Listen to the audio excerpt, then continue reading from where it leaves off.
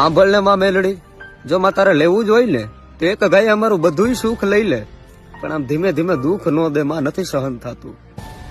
તું ગમે એટલું દુઃખ આપીને પણ તારી ભક્તિ નહીં મેકું માં, હું તારાથી દૂર નહીં રહું. તારી ભક્તિમાં કદાચ મારે મોત આવી જાય ને, મારો મરવાનો દાડો આવી જાય ને તો એ મને પહોંચ થાય માં, પણ તારી ભક્તિ નહીં મેકું માં.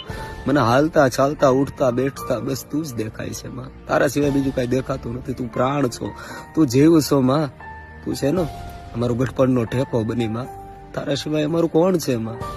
તું ભલે અમને લાડ નો લડાવ્યો, અમારે નથી માડી લાડ, અમારે નથી લડાવવા, અમારે કોઈ વસ્તુ કાંઈ નથી જોતું. બસ માં ખાલી ખમા કહી દઈ ને માં, એક વાર માથે ખાલી હાથ ફેરવી દઈ ને માં, તો એ બધું અમને મળી જાય.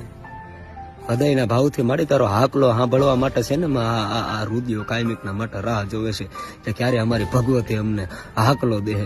પણ મળી એ અમારા નસીબમાં નથી. જોજે હો, એટલે ક્યાં વાર ન લાગે તારા આવવામાં કે તું આવીને અમારો જીવ વયો જાય. જોજે મળી.